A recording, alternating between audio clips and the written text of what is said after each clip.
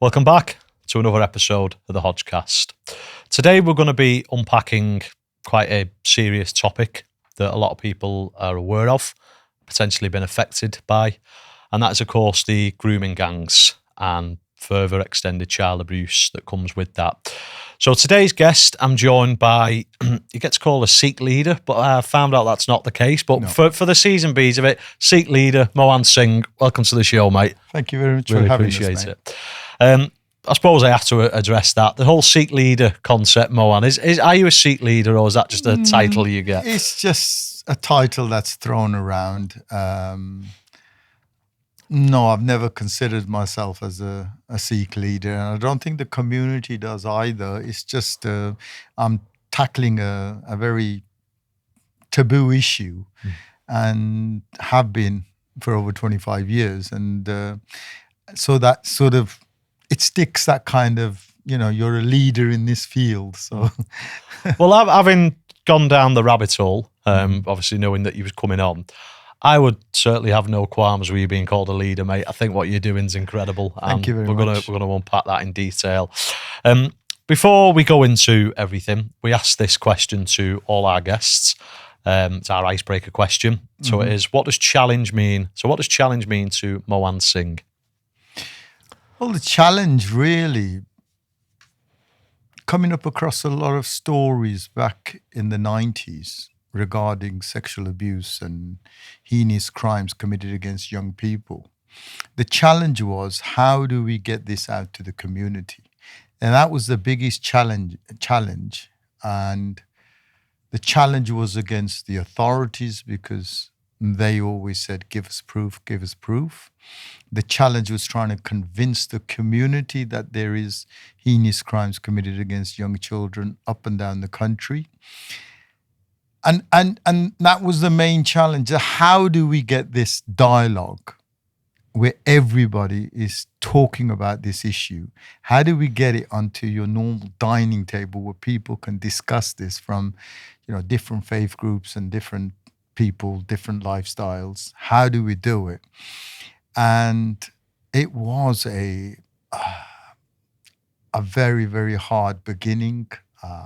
We didn't have access to the places of worship, Sikh places of worship. We slowly started getting that, and then slowly, and this is all before the times of social media as well.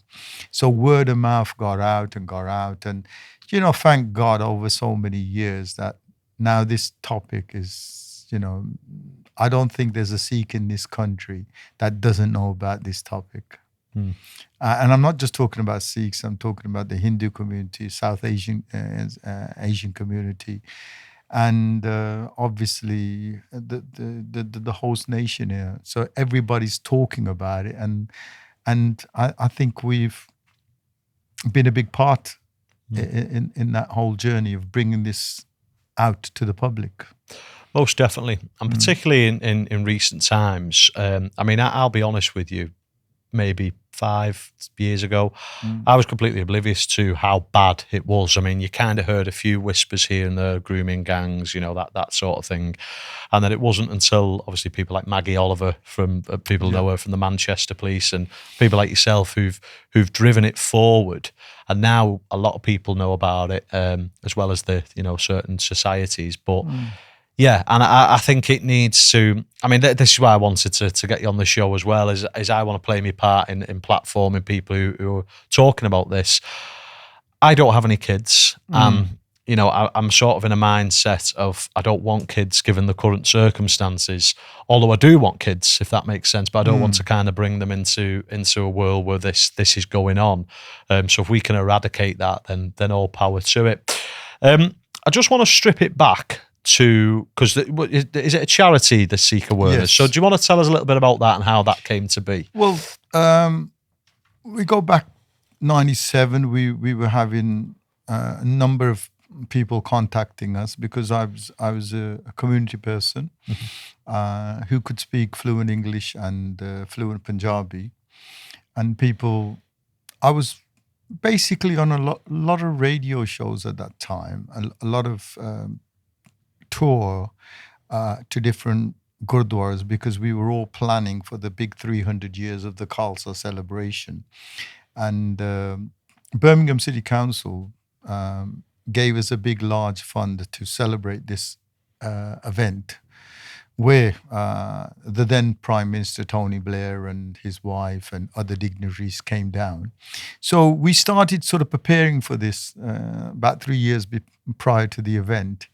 And me being out there, we started getting phone calls regarding certain things, and then we started looking into this, see if we can help somebody, talk to someone, and then we thought, wow, we didn't think there was a massive problem like this, even though we grew up in the 80s and there was groups like the Sher-e-Punjab doing these things, and we were aware of certain things, but we weren't aware of how massive the problem was. And then so we sort of got back after a couple of cases, after a very sort of high profile case of 2 young ladies, and come back. And then we decided to get like-minded people together, 5 of us, and thought, why can't we raise awareness on this issue? So awareness is the key. And in our scriptures, our guru tells us if you're aware of a problem, you can tackle the problem. So that's where it sort of began. And then it was registered in 2014 as a charity, but it sort of roots began back in 97. Mm-hmm. And we went up and down the country. There was a very high profile case back in 2007. And then, funny enough, we was followed by the BBC for a year. Oh, wow. Okay. If I can mention that. And then they sort of produced it was originally filmed for Panorama, by the way. Right. Okay. Yeah, a flagship program. But certain people up at the BBC, it was too controversial for them. Right. And so eventually ended up on Inside Out or something, a program, localized program in London and other areas. And when that went out, it was just mind-blowing because it went door to door. And I think that particular program actually beat Corrie for ratings. And okay. The documentary actually won a European award. And because that was played throughout the UK, and a couple of cases that were on there, there were a young lady for her safety that we sent from London to Texas for her safety. And the BBC took us out there to interview the young lady. And because it was an international thing, BBC worldwide picked it up. And because of that, then Canada, America, Australia, New Zealand, the name of Sikh Awareness Society went out everywhere. And we were known everywhere. And overnight, we had a massive headache because we weren't an organization that could deal with so many problems in one go. And this was like everybody was ringing you from every corner of the world. And that was it. It was just, it's an explosion of people then knowing you. And also with social media around at that time, it just went crazy. Yeah. And we do have voluntary workers around the world. Yeah. And it's also testament to just how widespread this is. That you know, the crisis that's going on. As you mentioned, you know, you've just come back from Canada as well. Yeah, so it isn't just single to the UK. It's happening all over these kinds of... No, the grooming process is happening. It's just people are unaware, but it's happening in every country. The British phenomena, but you just got to look at Europe as well. Even before the UK, it was happening in Holland. It was happening in other parts of Europe as well. It's only because we live here that we sort of experienced that here, but it's been happening for a long time. So we're going to dive into that in a moment. I just kind of want to. Well, first of all, I just want to say. I mean, I'm not a religious person. Sure. Well, I suppose I am, but I don't conform to, let's call them, the mainstream religions. However, do me research about Sikhism. I think if I was to, find faith, I'd love to get into Sikhism. It seems like, on face value, it seems like such a peaceful religion. So, before we continue with that, do you want to just highlight a few, like what is it? So, for, let's say, the listeners who may be Christians or they might know a bit about Islam, how does it differentiate between the other religions? I mean, this is probably another podcast or another couple of podcasts. We'll try and give a sort of short whistle stop. Basically, we believe in the one God, and we go by 3 golden rules set out by our first guru, Guru Nanak Dev Ji, the founder of the Sikh faith. And it's Naam Japna Kirt Karni Te Vand Ke Shakna. It's remembering the Almighty in everything we do. Vand Ke Shakna, whatever we have, we share. So whether it's food, whether it's knowledge, whatever we have, we share for the well-being of everyone. Naam Japna Vand Shakna Te Kirt Karni, have an honest living. And at the end of every day, and in the congregation, or whether it's personal, there is a line that we say, Nanak Naam Chardi Kala Tere Pane Sarbat Tapala, meaning in the name of Vaheguru, which we call God, in the name of God, may the whole of humanity prosper. So there is no heathens, there is no kafirs, there is no low, there is no high, there is no color, racism, anything. In the name of God, may the whole of humanity prosper. That line is said basically 3 times a day, once in the morning, once when the sun goes down, and once when we're in bed. Nanak Naam Chardi Kala Tere Pane Sarbat Tapala. So we're not asking for the welfare of just the Sikh faith or the Sikh religion. We're asking for the welfare of the whole of humanity. So the whole of humanity prosper.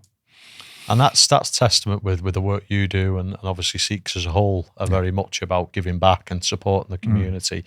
And I actually think because there's a lot of ignorance and there's a lot of racism, not just in the UK but in society as a whole, I do think Sikhs get a bad rap just because people automatically assume they're Muslim, which isn't the case.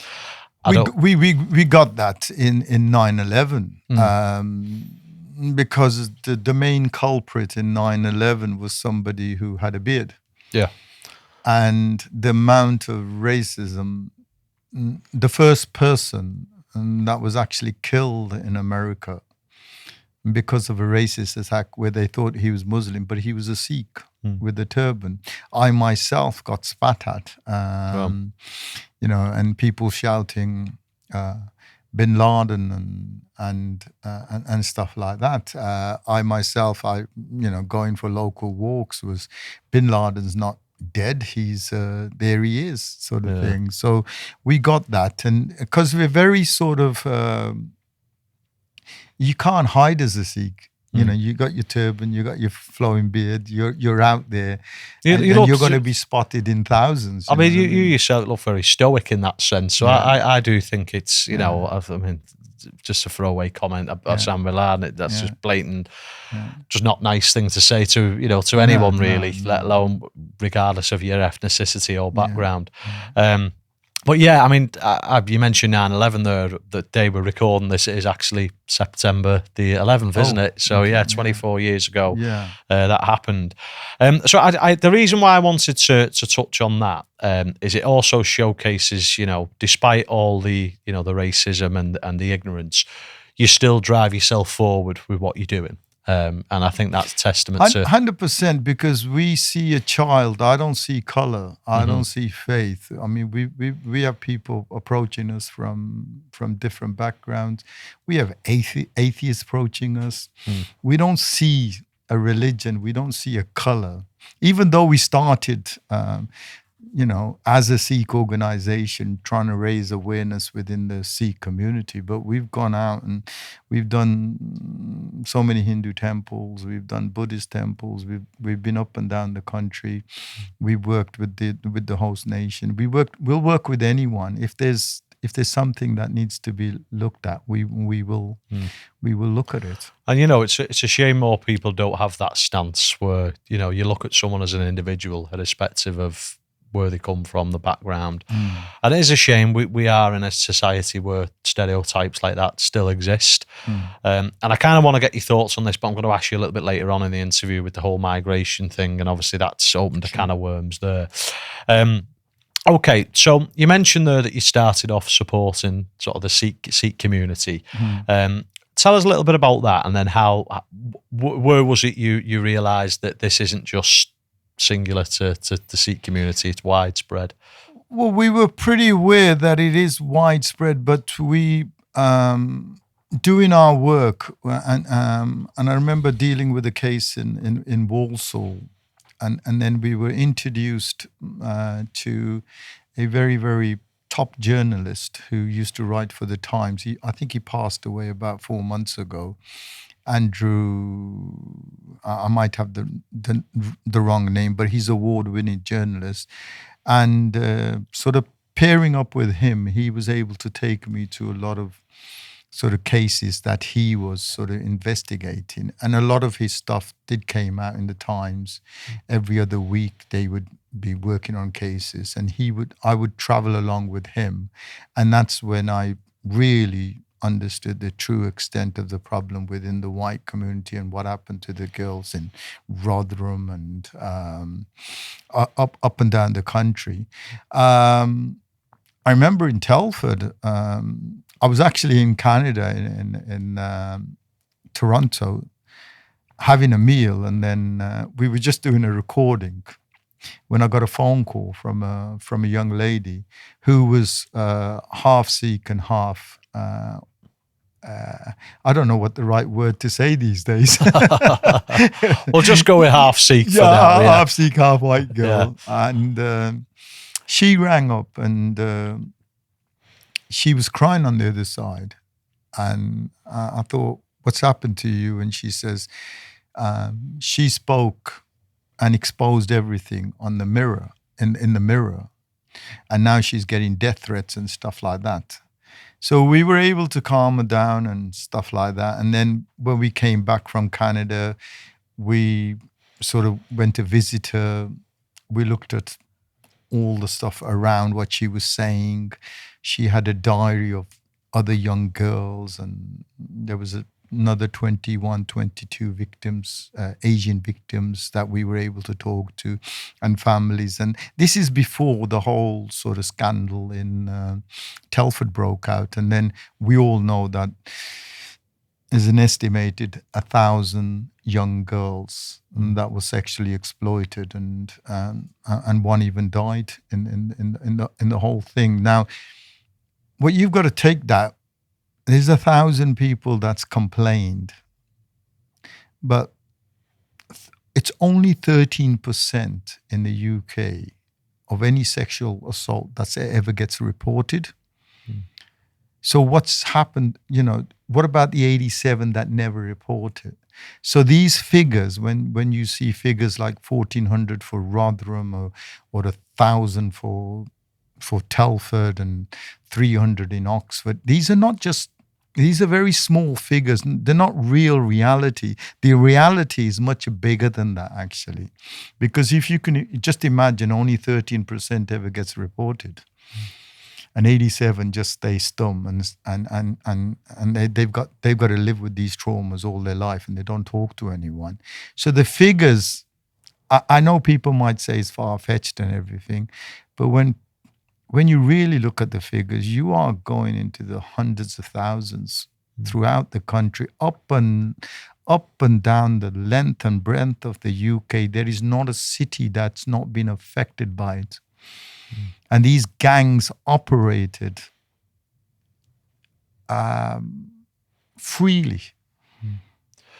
See, my sort of take on that is irrespective of whether the figures are accurate or not, the crimes are heinous. Yes. And whether it happens to one person or 1,000 people, for me, it shouldn't be happening full stop. That's right. And I think that's where the frustration lies with why is no one acting on this regardless? I mean, and obviously we will unpack this, I'm sure, but obviously, you know, the government are always saying, oh, there's an inquiry, but then it never seems to go any further, or maybe it's just my naivety to it. Is it going any further? Well, I think the you know, politicians are very good at giving you lip service. Exactly, yeah. Right? And because if there's an uproar within a community, the politicians will say the right words. And by saying the right words, they'll calm down a lot of people. And they'll calm the situation down.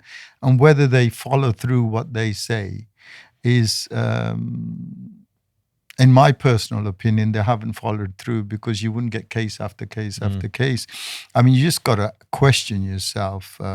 There was a massive inquiry by Professor Alexi J. In Rotherham, with 1,400 kids being sexually abused, and some of the outlines that she set. How many of them have we actually implemented? And that was 2014. That's 11 years ago. It's frightening. It really is frightening. And I mean, I think obviously with the power of alternative media like this as well, is it kind of exposes a lot of chinks in the armour, as it were, because like you said, politicians are very good at giving lip service. And once upon a time, you had to take that as gospel. That was legit. Whereas now, we can kind of highlight things. You know, once you could probably get labelled a conspiracy theorist for saying something like that. But like you've just pointed out, that was back in 2014. And nothing's getting executed. And we're still fighting, but more so you than me, for the same cause. Well, you know what? I mean, it's a cause. This whole grooming scandal.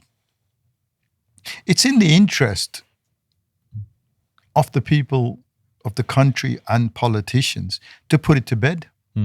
So it just amazes me when you've been asking a government to do a national inquiry, and they had to be dragged to that place. You know, they had to be dragged to it to finally admit that we are going to do a national inquiry. What are they hiding? That's my sort of, what are they hiding? What's going to come out of there when that can of worms opens up? What's going to come out of there is what people have been saying for the last 40 years. It's very reminiscent to the whole, obviously in the US, they have the whole Epstein scandal at the moment, and that keeps keeping under wraps. Obviously, both mutual good friend John Wedger, who recommended I get in touch with you to come on. We spoke about that at length on a podcast I did with him recently, and it does make me question some of the decisions of the elites, as it were. So if you're listening, I'm doing that in inverted commas. I just think there's something being hidden, and these people, they're so out of touch with reality. I mean, me and you, we have a moral compass, and I think we know that this is wrong. Going back to what I said earlier, it shouldn't take mass amounts of people highlighting this for them to act on it. This is wrong. This is what I feel is, until you push them, but it shouldn't have to get to that. It's not a problem for them. Yeah. It's not a problem for them. You know, when you start pushing them, even when you look at Rotherham, why did Rotherham come out? It's only because cutbacks. Cameron's government, closed certain sectors in social care, and the lady was sitting on sort of information, and she downloaded everything, and then the thing was, we're going to open little centers, and you got to reapply for your jobs and stuff like that. And basically, she had the information, and she had to go through the Supreme Court for the whistleblower thing just to come out with all that information. Otherwise, that information wouldn't have been out there. It's just crazy where you think, and I don't know what they get out of it for hiding it, because you are having damaged children. just imagine the amount of money that the government's got to spend on people's counseling and just mental health. Mm-hmm.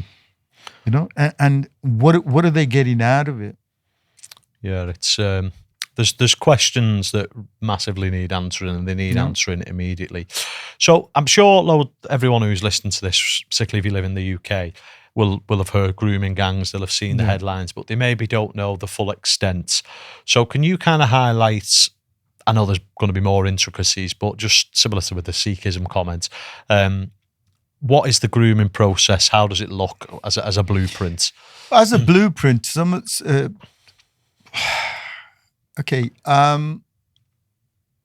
With all the cases that we've dealt with, we've come across like 6 stages.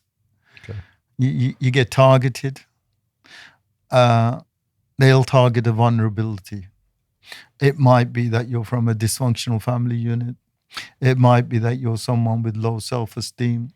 It might be someone financially needs help. It might be there might be a bereavement in your house. It could be any vulnerability.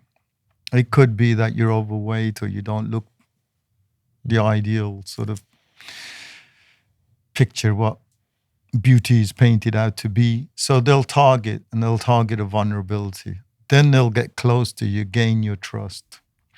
And gaining your trust is through giving you gifts and making you feel special and painting a picture.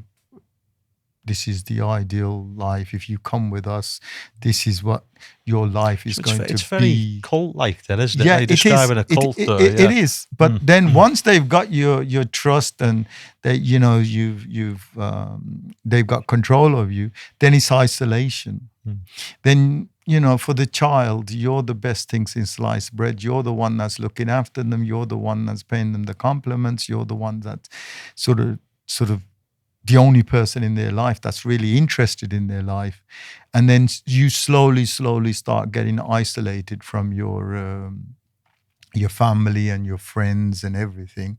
And once the isolation is there, then bang, it's sexualization and then total control. So that's the 6. And the lover boy model's used on young girls, because everybody wants to be in a relationship, and everybody, 13, 14-year-old kids, they want to be in relationships, and they use the good-looking people up front, and then the abuse is then done. Once in control, the abuse is done by other people.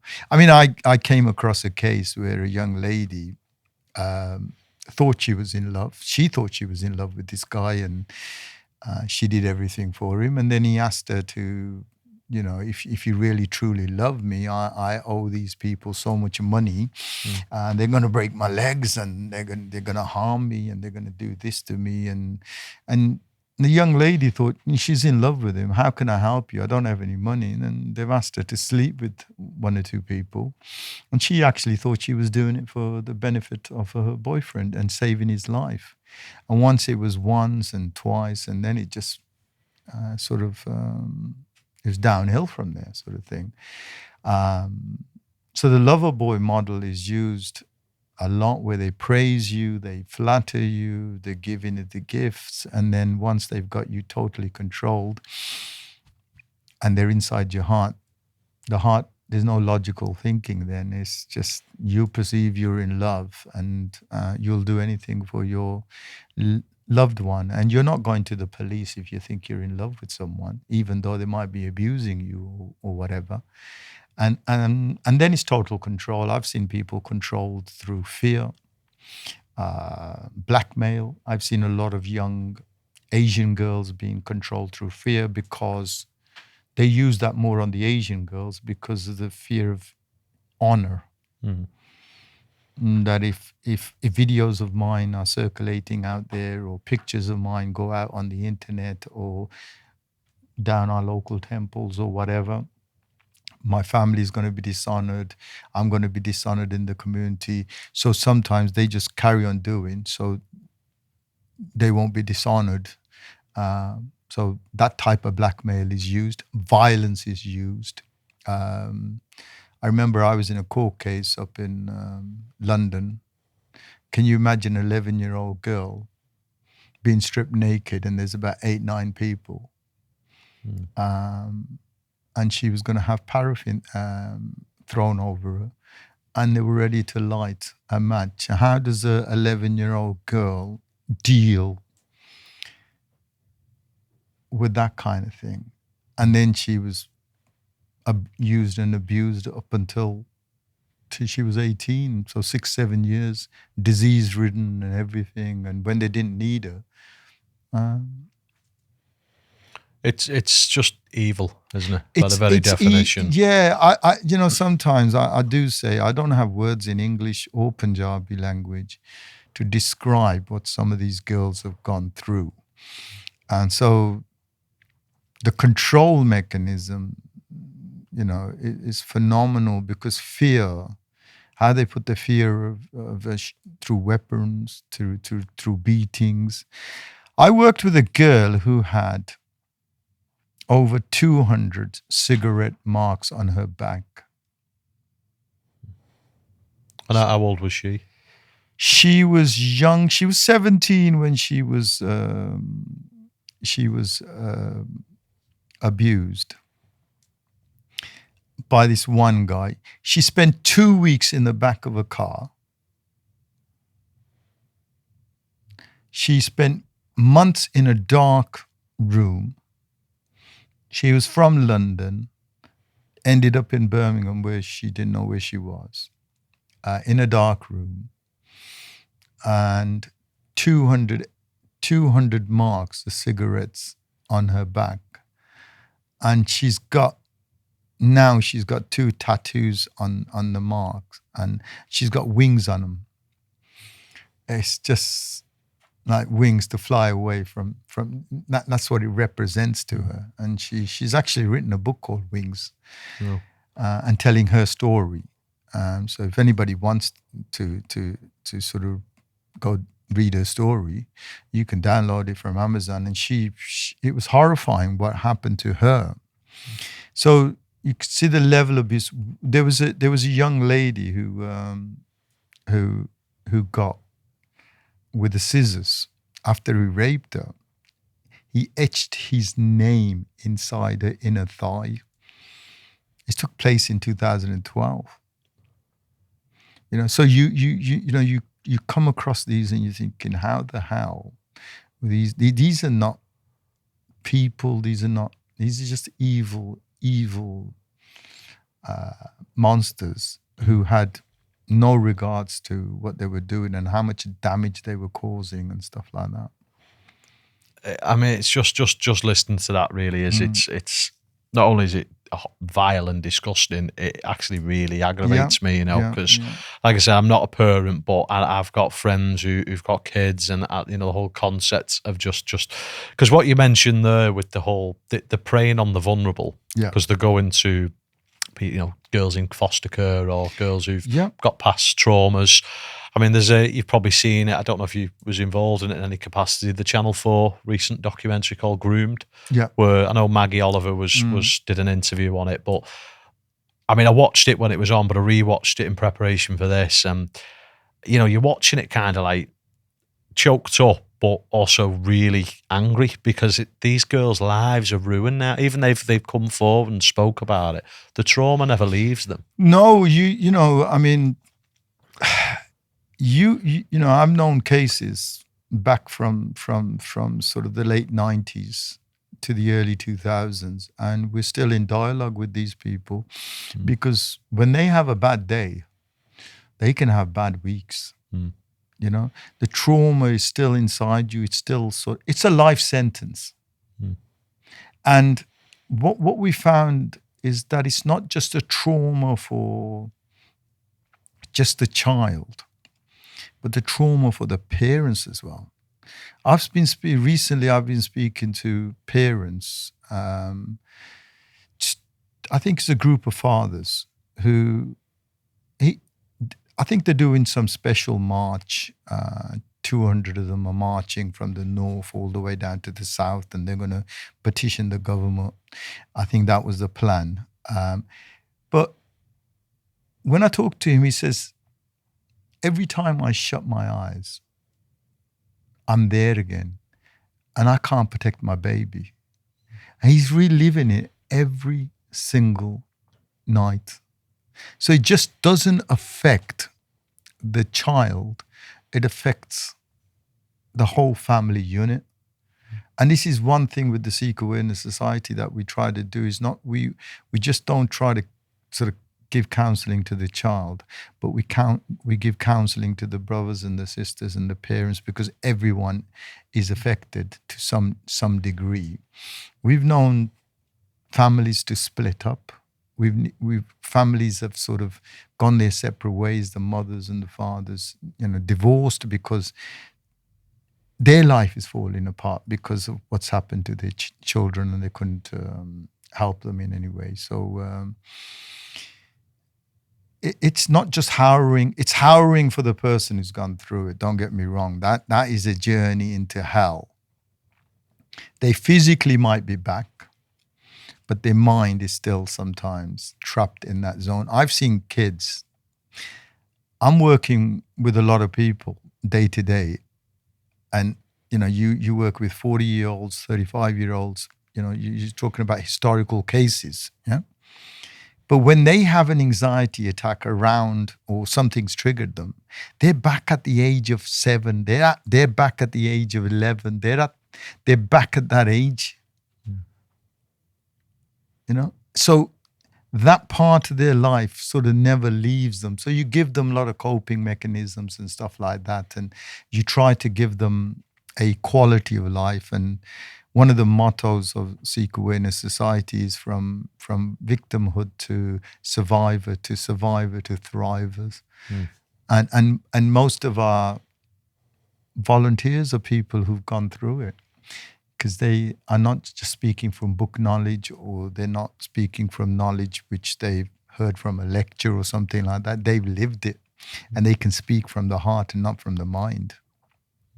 And it's so sad because, like, irrespective of beliefs or anything like that, life as we know it as the construct, it's so short. It's so minimalist in the grand scheme of time. For, let's say, the universe started, your lifespan is so short. Even if you live to be 100, it's such a short speck of time. And we say a mere 4 seconds. Exactly. Yeah.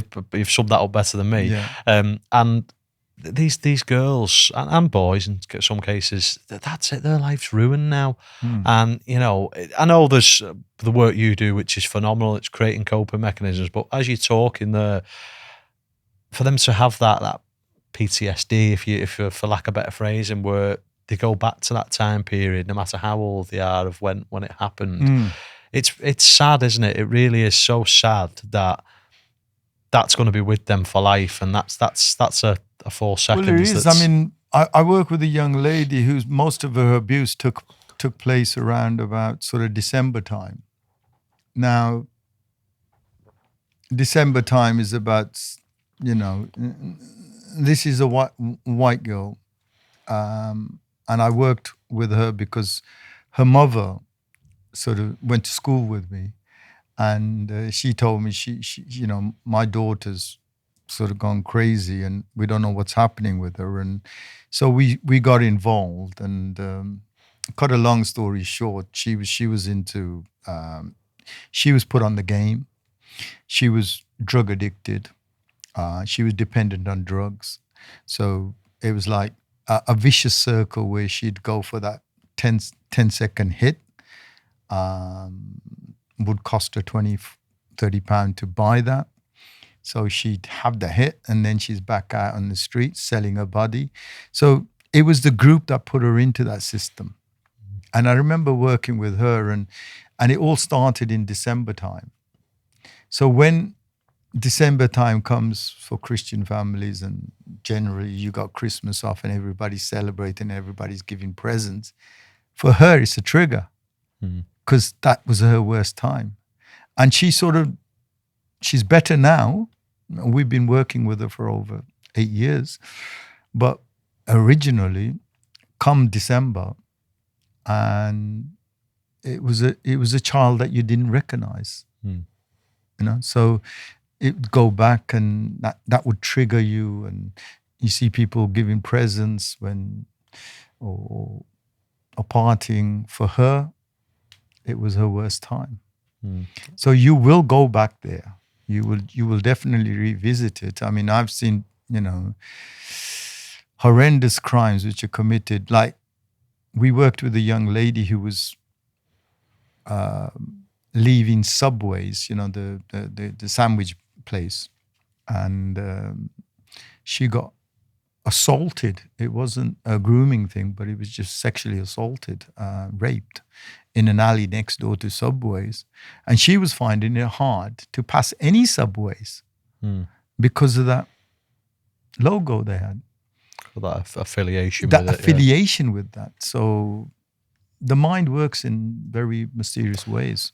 Well, I mean, the grooming process, obviously, it's very cult-like. The people that they're targeting are vulnerable anyway. So that psychological warfare is going to be easy to get through to them. Yeah. And obviously, when they've got control, there's no real getting out. Well, of course, there is getting out in some cases. What do you find with the cases who the Sikh Awareness Society have dealt with? Is it someone else's? Do you have many people come forward for themselves, or is it usually someone else gets in touch because they're seeing, say, the daughter's acting? Yeah, I mean, look, over the years, we've rolled out these awareness courses up and down the country, around the world, and we talk about the red flags. We talk about, how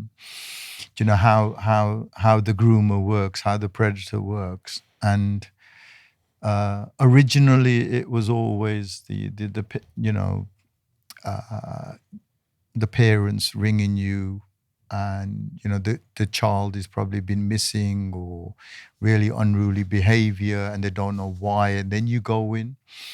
And now the last 10 years is like they'll ring you up and say, you know what, we were at one of your lectures, or we saw one of your videos, and we actually seeing some of the signs, and can you come or can you send somebody from the society to talk to the child? And then you start talking to the child in a proper manner, because we have first respondent people who just actually, the first respondents, they know how to sort of talk to children and get inside and ask them the right relevant questions in a nice, friendly manner, and get what they want. So that's what's happening now. But I'll tell you, there's a famous case actually, and you can actually Google this. I think it took place in Burton, and again, this was a white family,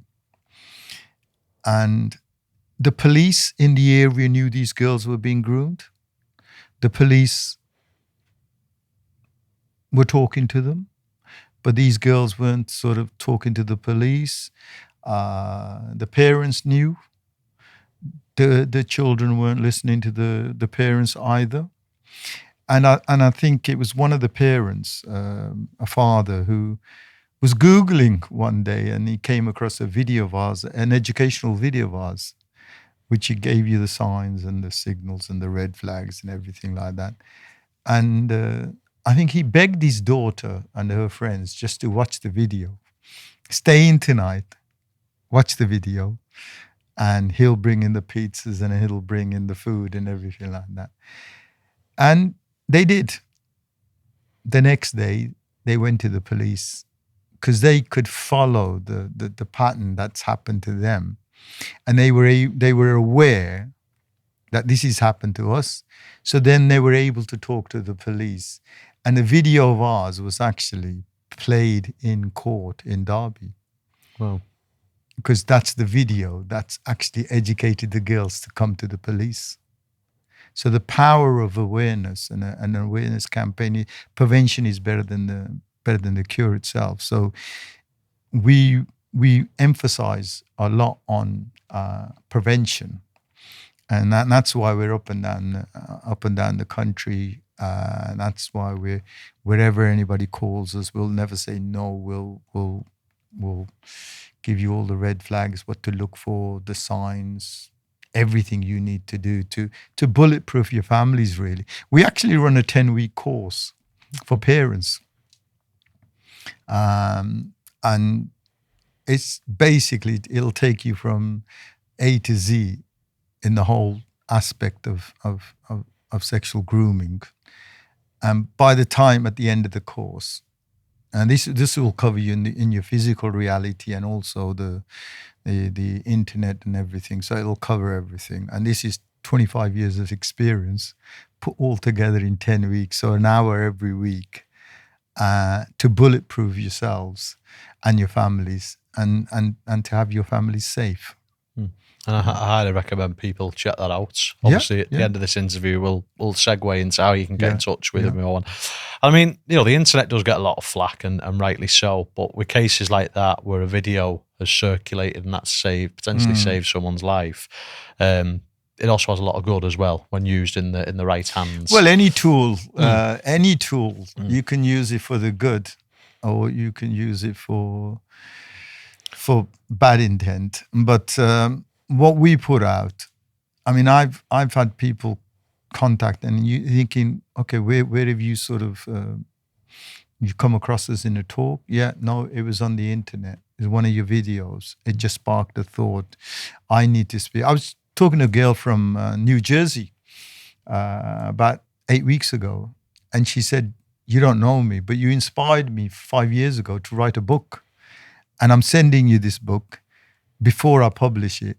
Can you just check it over?" And I didn't even know that child existed. But it's just the power of speech. Yeah. No, it does. And, they say knowledge is power, and having that knowledge about this situation is testament, as you phrased it there, to bulletproof your family. Just kind of going back to, so obviously, we've highlighted a few extreme cases there, and I'm sure there's many more. There's hundreds. But with regards to some of the ways that the government have handled this is obviously, as we touched on, they're not really acting on it. They're giving a lot of lip service.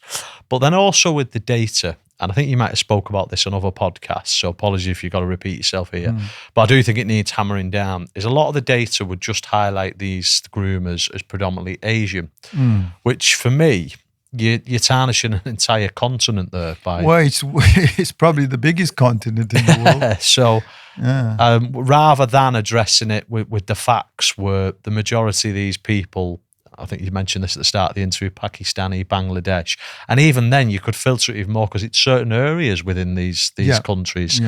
Why do you think that is? Is that just because they don't want to be labelled racist, or is that just tapping into what we said earlier? Well, I think that sort of came out in the reports, even in the J report. It was being called racist was frightening for them. And also just, the whole political system is built on support, people voting for you. Do you want to go against people who are voting for you? Is your seat more important than children? And that's where I think that the politicians just turned a blind eye, because it was about them, and they just wanted to be MPs or councillors and forget about what's actually happening on their streets and the damage they're causing. And by remaining quiet, they thought that this issue is just going to be swept under the carpet. But it's caused major problems. It's caused divisions within a community. And when you just label Asians, the police have data. Because once you're arrested, you have a name. And you can tell by the names whether they're Chinese or whether they're Koreans or whether they're Indians. You can tell. Why not give it as it is? Why are they hiding? Now, I always give this example. Back in the 70s, I'm a football supporter, okay? And just to put it out there, I'm an Arsenal fan. Well, people will immediately switch off now. No. Yeah. I'm only joking. Okay. Now, when England went out to play in Europe, and we had the hooligan problem back in the 70s, they weren't called the European hooligans, even though we're part of Europe, yeah? And we've signed up to the treaty and everything like that. We were called English hooligans. So if they can differentiate then And this is just a football crime.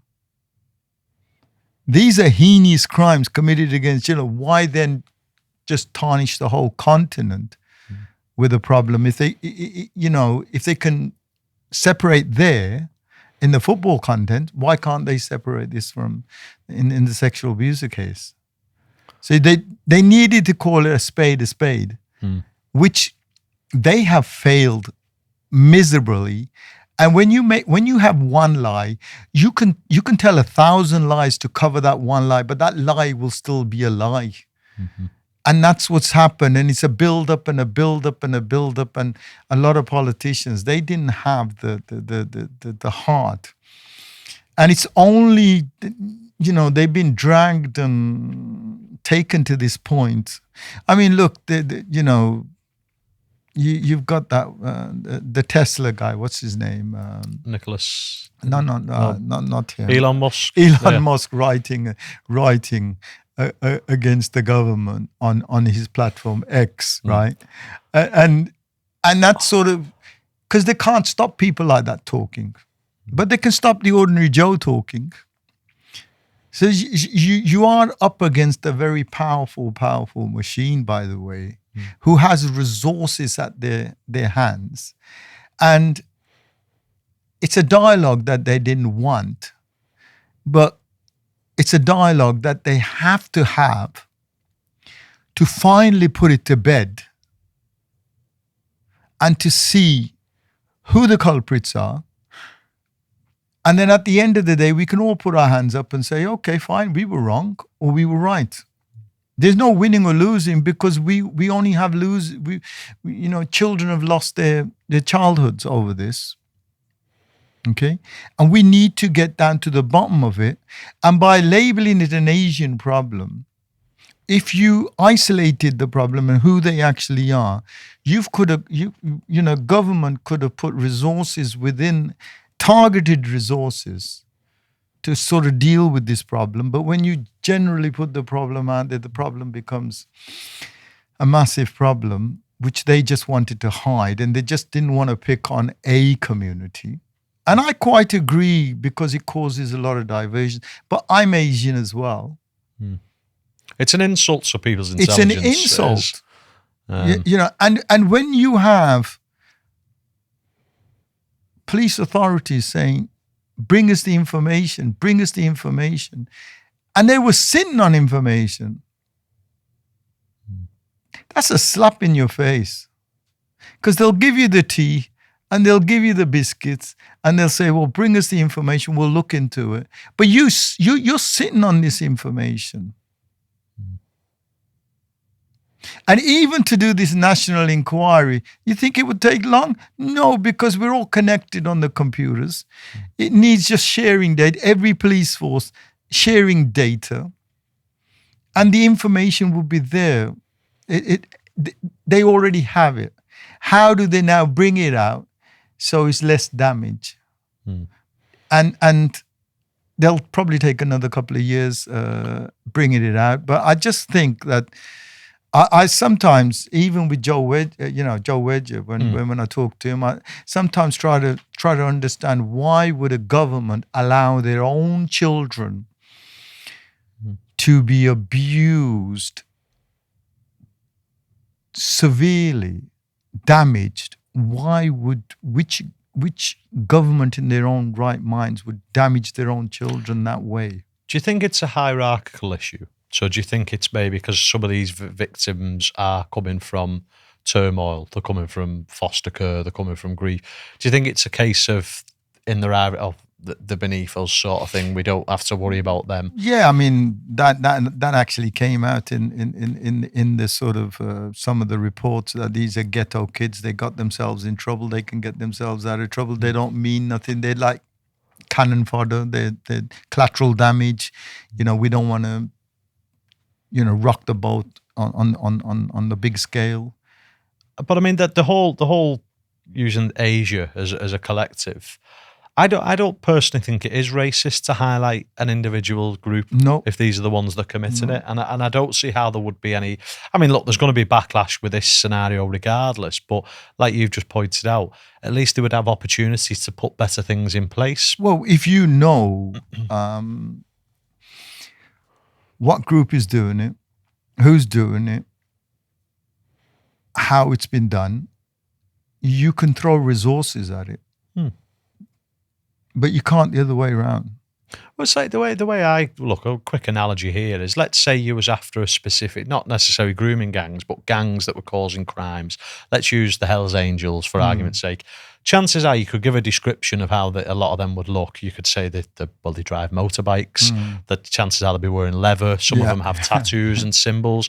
So how come you can do that for a criminal group like the Hells Angels, but yet you can't do it for the grooming gangs? This is a crime. I know we use the word grooming,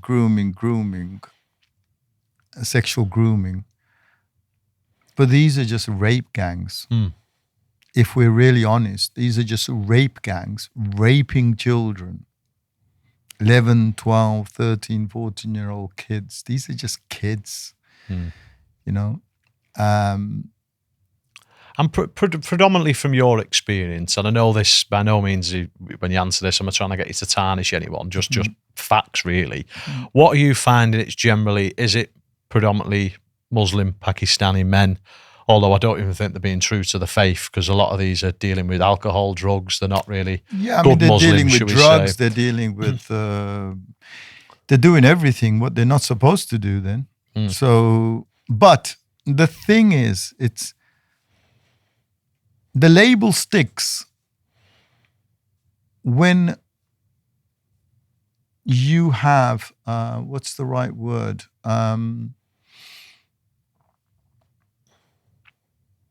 When you show yourself in court and you're trying to get off court and you swear on your holy scriptures that I will tell the truth and nothing but the truth.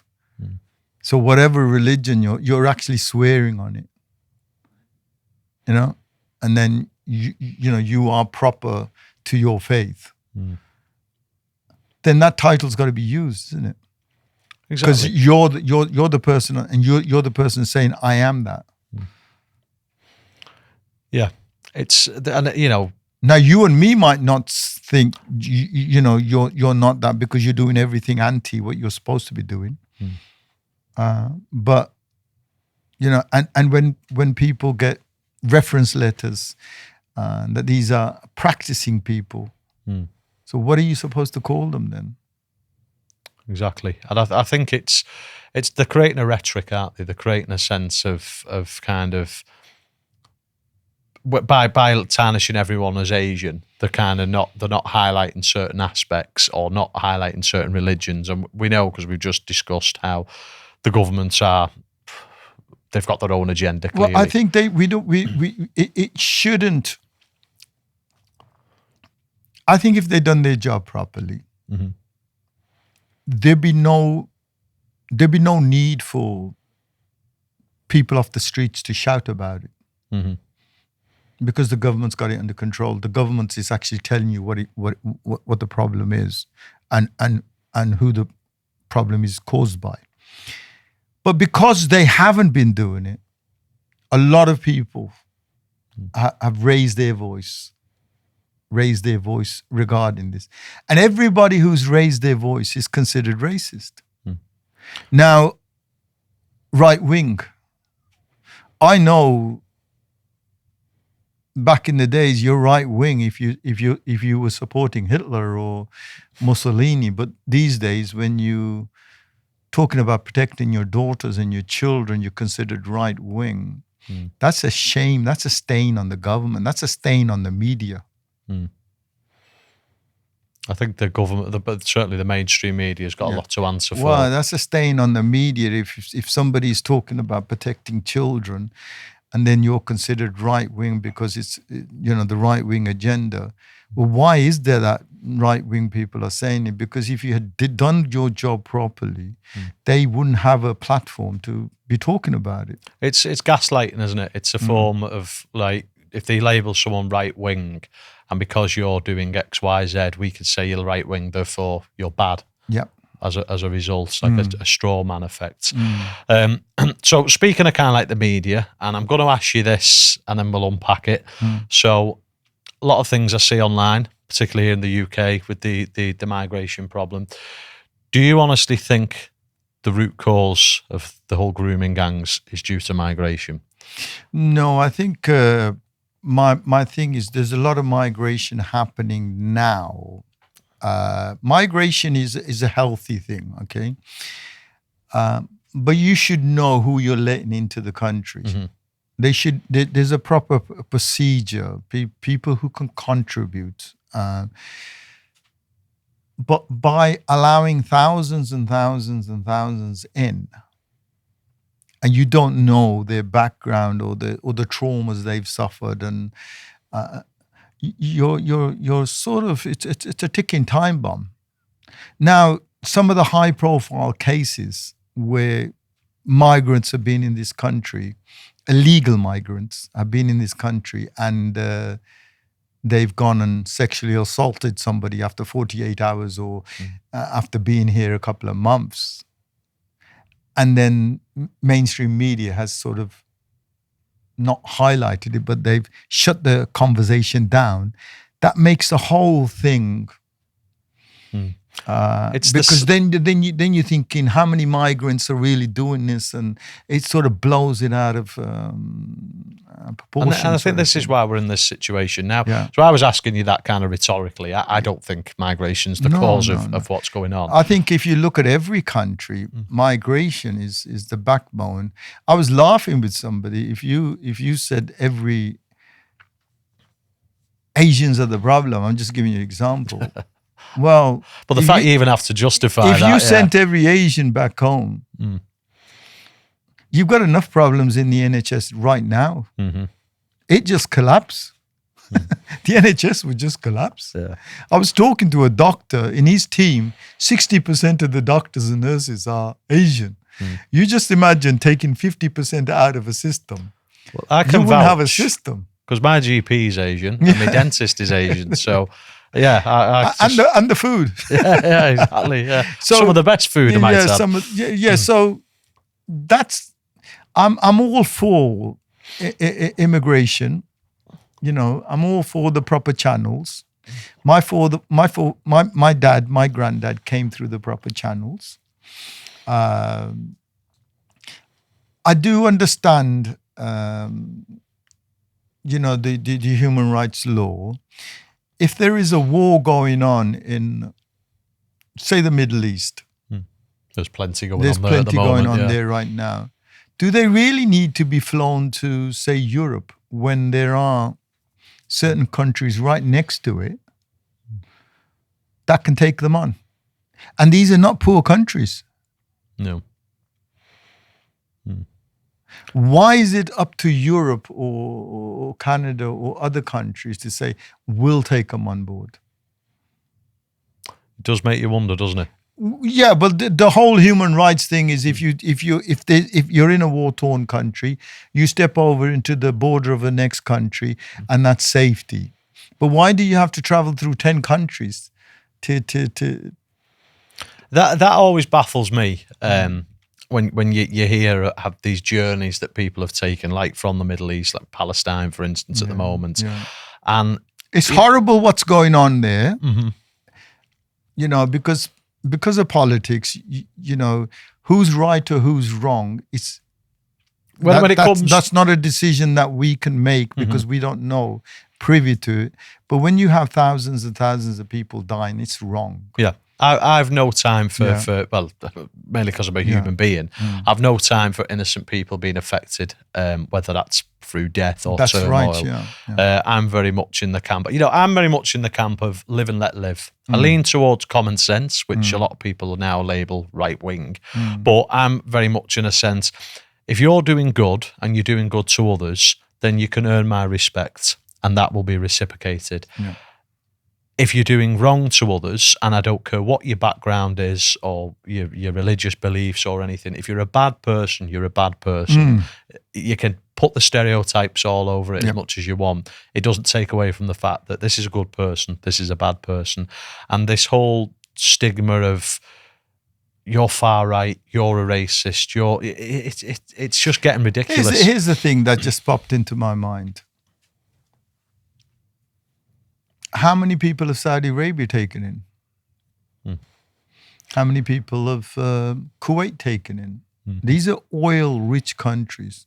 How many people have Dubai taken in?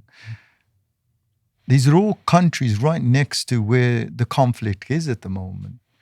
Isn't their job, isn't their duty to take these people on as well? You would certainly think so. You would. Why isn't that kind of question raised? And then if you're flooding the system and they don't know, and you don't know because they've come from war-torn countries, and you want, hey, I will say sharing is caring, right? That's one of the golden rules. So you want to look after them, you want to help them, you want to, what's the name? But if there is an abuse of a system, then slowly, there's going to be voices raised, and then it causes conflicts for everyone, and that's for law-abiding citizens, and then you're going to be called names, and you're going to be called, and the whole. I don't know why they do it. Whether they just want to muddy the whole system so nobody knows what the truth is and what it isn't. Do you think it's crazy. A divide and conquer tactic? Because there's all the talks of civil war in the West at the moment. Obviously, as we're filming this yesterday, Charlie Kirk got assassinated. So there is always talks of civil war, divide and conquer. Do you think that reigns true at all? That might have a big part to play. But I'm not a sort of a political person in that sense. Of course. Just talking on religious basis and talking on what we're doing, I'd like to help anyone I can. But, it doesn't help the government. It doesn't help its cause when it can hide information about immigrants committing crimes. Not immigrants, illegal immigrants committing crimes. And then you had the big Southport thing that we had. So tragic. Yeah. Tragic with 3 girls. And then the word went out that it's somebody who belongs to a certain faith. And then they denied everything. And then a month later, it's all come back. So the basic fabric, the truth has been so diluted, nobody knows. And when you start playing guessing games, it causes chaos in the minds of people. And then you can start putting any rubbish in people's minds. And that rubbish, some of it will stick because of the previous rubbish that's been spoken. And then it'll affect communities. It'll affect the harmony of communities. It's a scary thought, actually. It's very scary. What can so I'm going to ask you a few questions, and then we'll kind of go on to something a bit positive to kind of wrap up and end on a high, as it were. What can people do? Obviously, I know you've got a lot of courses, Sikh Awareness Society. As you touched on, you can't help everyone. No. As much as you'll always say yes, Sure, there's physical limitations. But what can people do? What message could you? I mean, you can address this to me or the audience. But what kind of message or key bit of information for people who maybe are spotting signs, or maybe even the victims themselves, if they are going through it? I always say, so if you have picked up the signs, if you feel that, then listen, just pick up the phone and talk to somebody you trust. Talk to an organization, talk to a charity, talk to someone, because as soon as you start talking, there is help on the other side. If you don't feel comfortable with the authorities, talk to charities. There will be help on the other side. A lot of these cases that come, they don't come because the police have investigated these cases and people have gone straight to the police. Because that is another problem also, where I feel that young people don't have faith in the system anymore. But a lot of cases, these kind of cases, have come through charities. So talk to talk to the centers, rape centers, crisis centers, talk to people. There is help on the other side, I would say. That's my number one advice. And also for parents is it's getting clued up on the whole system. Be aware of your child's needs, understand your child, and then soon as your child starts behaving differently, because you're aware of your child's needs and analysis, you'll be able to spot the signs straight away. So educating yourself on this issue is a must, especially because on social media, you don't have to be sitting in England to be grooming somebody in England. You could be sitting in another country. We've had cases where people have sat. I've had a case from somebody from Egypt, and it's on my phone. Just before I went out to Canada, a 17-year-old girl got groomed by somebody from Egypt. She's actually picked up her passport and then flew over there. And then reality hits home. And then she wants to come back home. And then I'm getting phone calls in Canada. And the mothers, and then I'm saying, yeah, report it to the police. It was already reported to the police anyway. The embassies get involved and they bring this girl back. And then 2 weeks in the UK, I don't know what this guy's got on her, but she now wants to fly back to the same sort of. So you don't have, on social media, it's there's no borders now. You could be groomed from anywhere. So getting clued up onto social media, getting clued up onto the internet, safeguarding yourself and everything like that is a must these days. And I think getting to know the subject is a massive step in protecting your child. But for someone who's going through it, it takes a lot of courage to actually pick up that phone. But make sure you do and talk to someone you trust, or some organization, a charity-based organization that can listen to you and listen to your concerns and help you through the process of reporting it and getting yourself the justice. And I think based on this conversation and all the work you've done, and it's these people out on their own, this is happening to a lot of people, because sometimes it might be a case if they feel as though they're the only person this is happening to. So quite right, I think opening up and just generating as much awareness on these topics as you can. Not you personally, but just in general, is it's powerful, isn't it? It can definitely because help. A lot of people. I mean, I've given talks, and I remember a 14-year-old girl. I was giving a talk at a Sikh Gurdwara up in London, and a young girl. She's 12 at the time, and she burst. She just got up in the middle of 500 people. And because it's triggered her, she said, that's happening to me.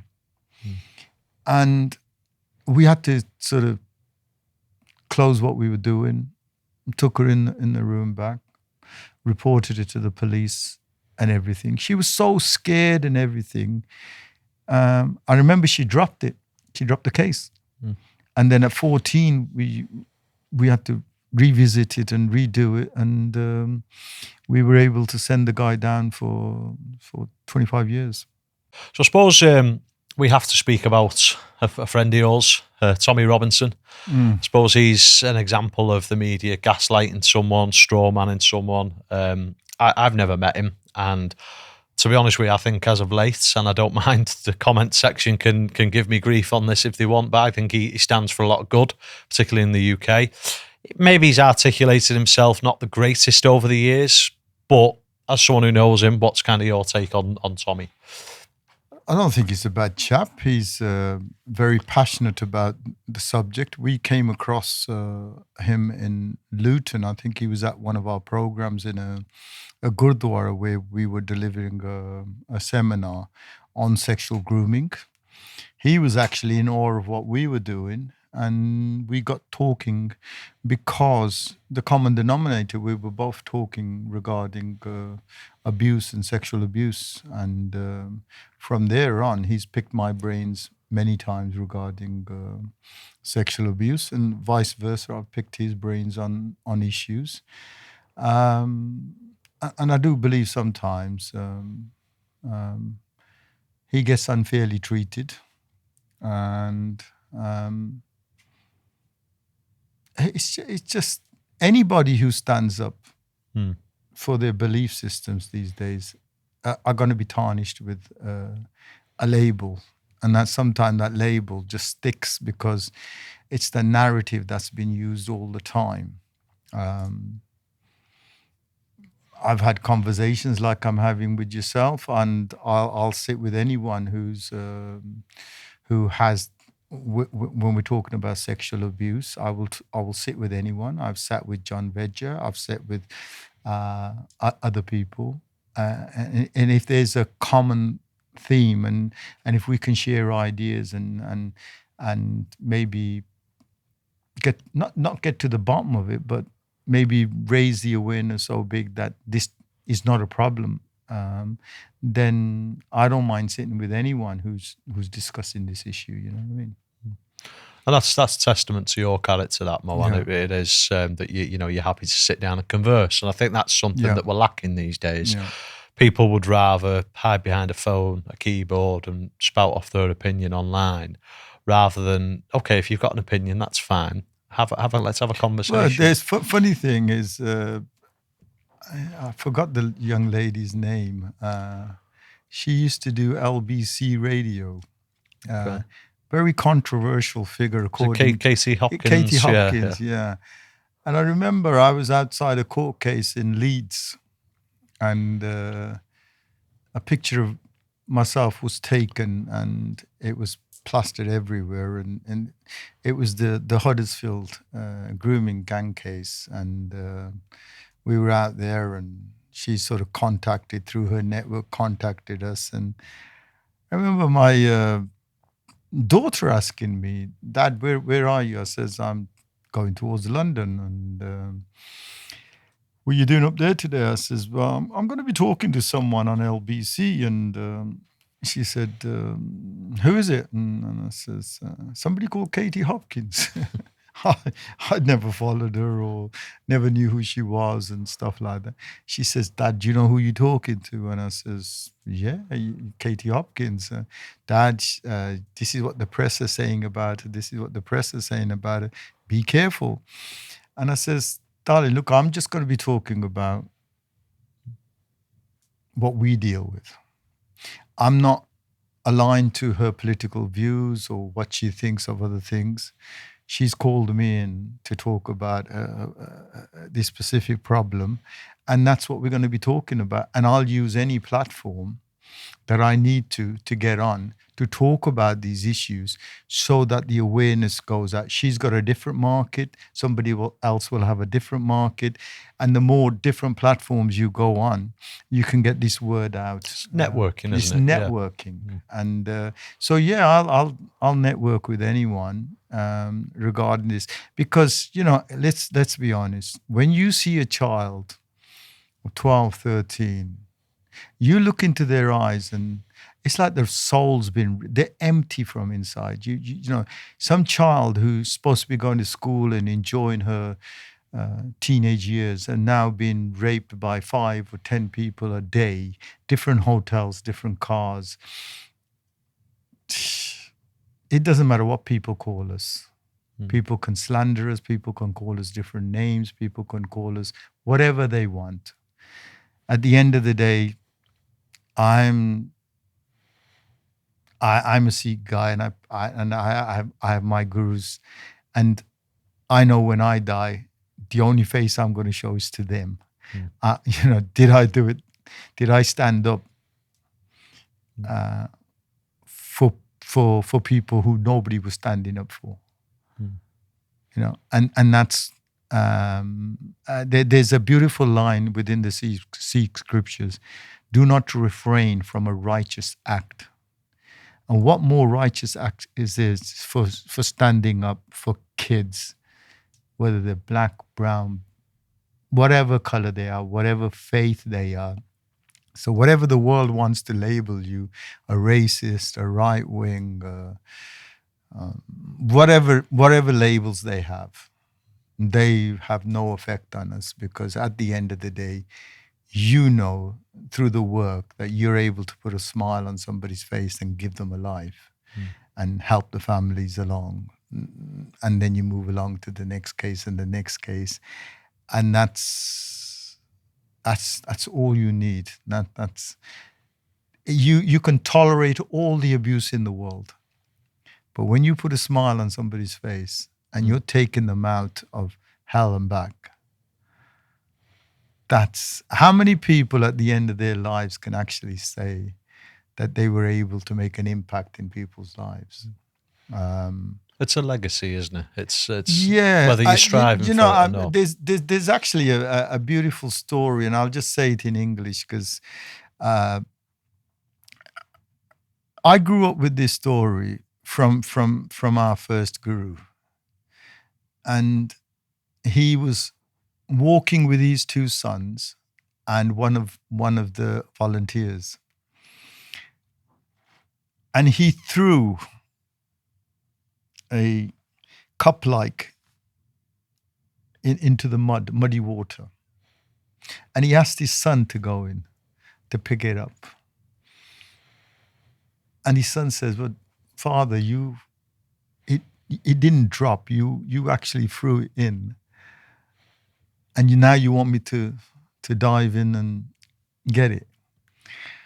And so he turned around to the second son, and the second said, "Well, the older brother's exactly what he's saying is right. We got clean clothes. We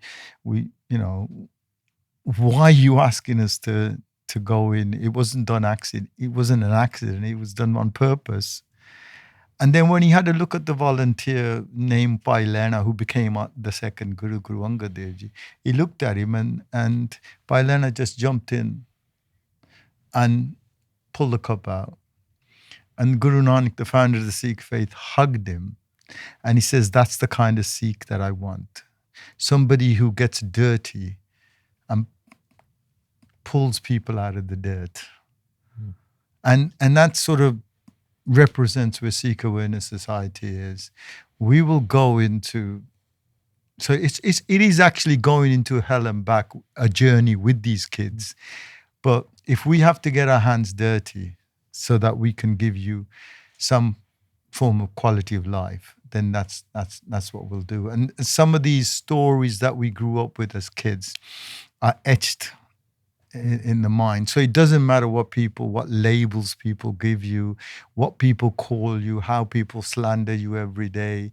It makes no difference as long as we're knowing that we're doing the right thing. And if you're helping a child out there, there is no better other thing to do, to give some child a quality of life. It's when you see the smile, and when you see them 10 years down the line, and they have 2 kids and they have a steady family. It was worth it. Yeah.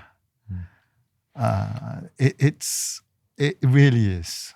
It really is. It's inspiring listening to you, mate, because what you're describing there, because one of the questions I was going to ask you, but you've highlighted your purpose there, why you do it, is obviously some of the things you see and hear. That could send someone, cuckoo, if for lack of better phrasing. But the fact that you're able to depend on your faith and have your purpose in supporting, I think that's a class act, and that's something we should all buy into. And I know you're modest, and I know you probably don't like the compliments, but I feel as though you deserve them, mate. When we were sitting down before the podcast started, now when you hear this kind of stuff, when we used to hear it in the beginning, oh man, it just shake you to the core. But this is where, you have to do the meditations. You have to be very strong in your own faith and your belief system. And you also, for your mental health, you need to hit the gym and get it out of your system and put all your energies into lifting weights and all that. So all the anger and all that is dissipated. And so you're able to help somebody without any negative energy around you. You're channeling that. Yeah. How old are you, Mohan, if you don't mind me asking? I'm 63. You look fantastic, mate. and I mean, genuinely, and I mean, obviously, I don't know if people can see it on camera, but when we was chatting, you had a good bit of nick on you. You're pretty lean, and thanks very much. I've seen your videos online, so you're accurate in what you're saying. You're channeling those demons, as it were, into something else. Yeah, you focus on it, and it's one of the first things you do. Is that an affirmation now for you every day? I think if I don't do it, it's just it's a way of life. Mm-hmm. A Sikh, a Khalsa is a saint and a warrior. It's a warrior saint concept. So the meditation comes first, and then as soon as I finish that, I'm in the gym. And then after the gym, you come back, you shower, and then you're ready for the day. So it's a part and parcel of your life. And one without the other doesn't. It's even when I was in Canada, and just hats off to Platinum Gym for giving us 3 weeks of free usage in the gym, and on the other side, Freebird Gym in Toronto, Mississauga. I'm a life member there. It's free, but just to stick to your way of life, it was phenomenal. And I just swear by the meditation for the soul, and then for the body aspect, the whole gym aspect. Yeah, I've toyed with the idea. I've dipped my toe with the meditation. Could you give me any kind of tips on how maybe you meditate? Because I hear off a lot of people, irrespective of background, how, and a lot of people probably be envisioning me now in the background humming and what have you. But no, I know there's different variations of it. Yeah, there's mantra meditation, there's breath meditation, there's mindful meditation. I do a lot of mantra meditation.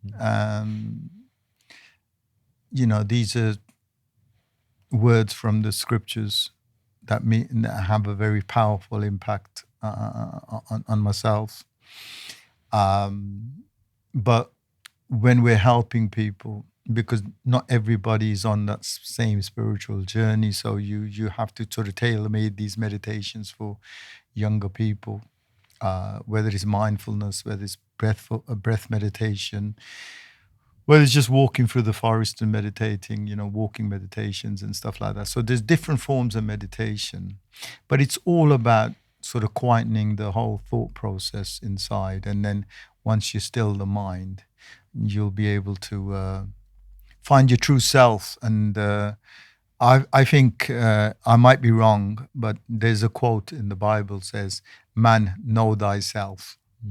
And the only way you're going to know yourself is when all there's silence in there. Yeah. Are you familiar with Naval Ravikant? He's an American investor, sort of. No. So I read his book, and that's what led me to trying out meditation. And he describes it pretty similar to you. Is imagine an email inbox which is full.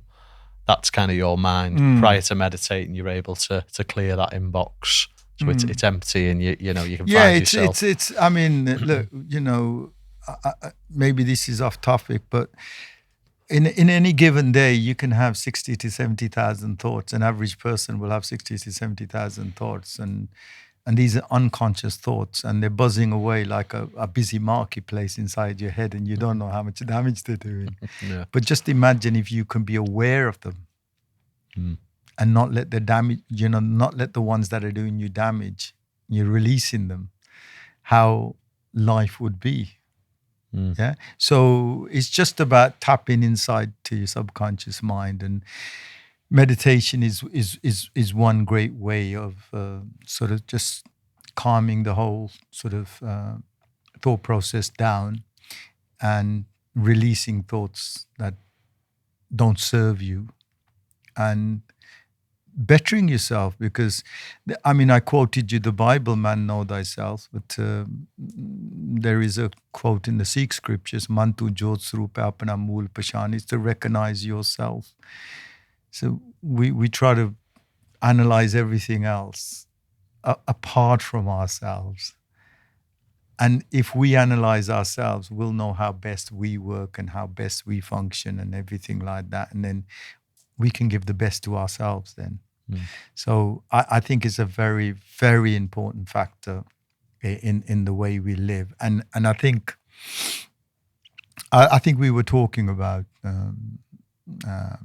this prior to the podcast, is that schools, they need to teach you something practical. Yes. Right. And I think in this day and age, everybody should be given the tools for meditation because of the amount of mental health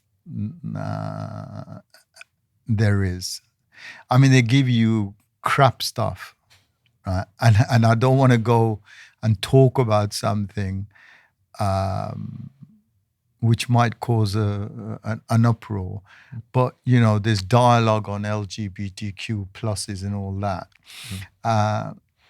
You're fine to say that because we've had people is it serving the child's needs? Is it serving the child is developing? Do we really need that kind of dialogue happening? You know, when they're at an older age, they can make whatever decisions. I'm not against anyone, how they live their lives, right? But why program young people into a way of thinking, this is possible, and they're confused.com of that age anyway, you know, and we're causing more chaos. So I think they should have more practical lessons, as meditation, calming yourself down. Something that we could use in later on in life when tap into something. I mean, like I said before, the only subjects I remember using now from school is maths and English. That's about it. And even then, and all the other 8 or 9 that I studied. Yeah, I mean, it's that thing. Let kids be kids. You know? I think so, but I think this is where the system is wrong.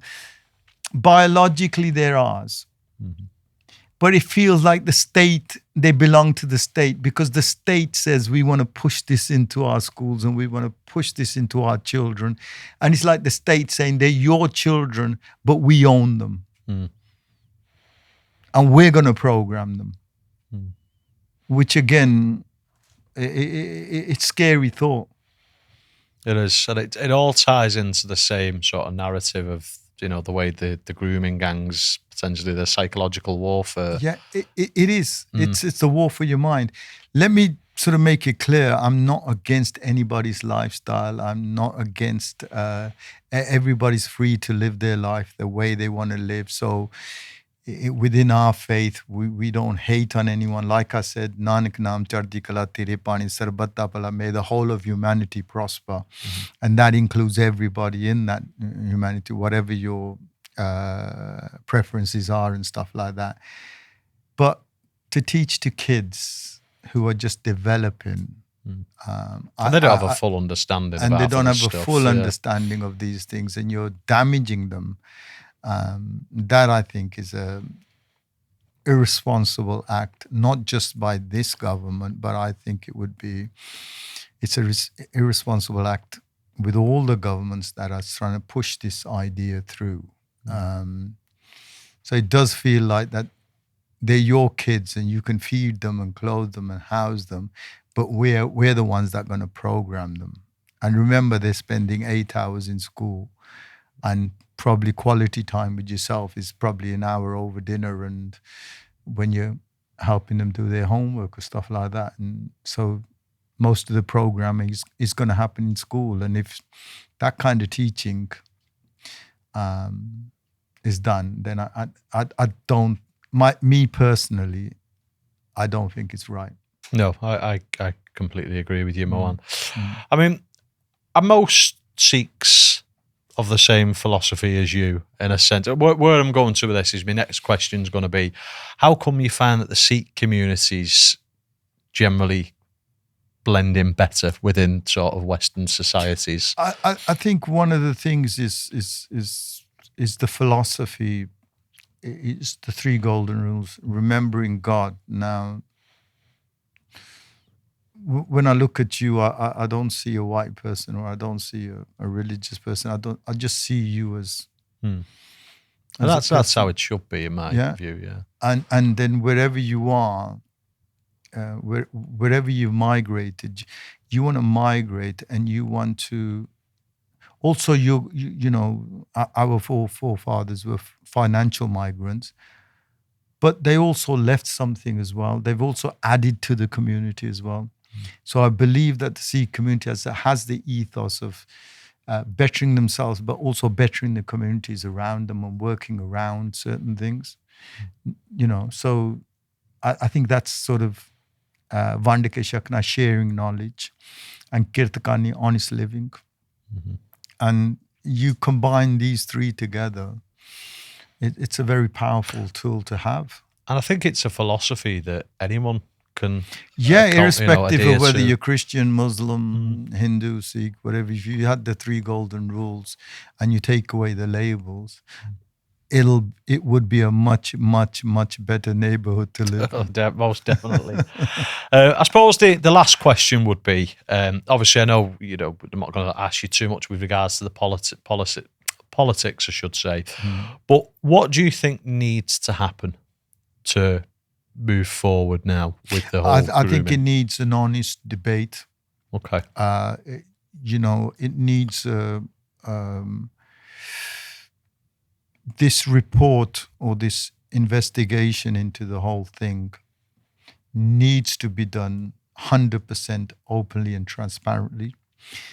Whoever's doing it shouldn't be tied down with one hand behind their back and just doing it with one. It should be completely honest and transparent and leave no room for any right or left to maneuver. So if we're going to spend money, and we're going to spending taxpayers' money, we want to get to the bottom of it. And then so once we get the results, then we can put down what we need to put as a deterrent, or whatever we need to do as a government, as a people. And I think that I personally have always advocated for stronger sentencing, because there should be a consequences if you're raping someone or sexually assaulting someone for over a number of years, and you get 8 or 10 years and you're out in 4. That's not a sentence. But somebody has to live with that sentence. I'm a big advocate of maybe third-party reporting.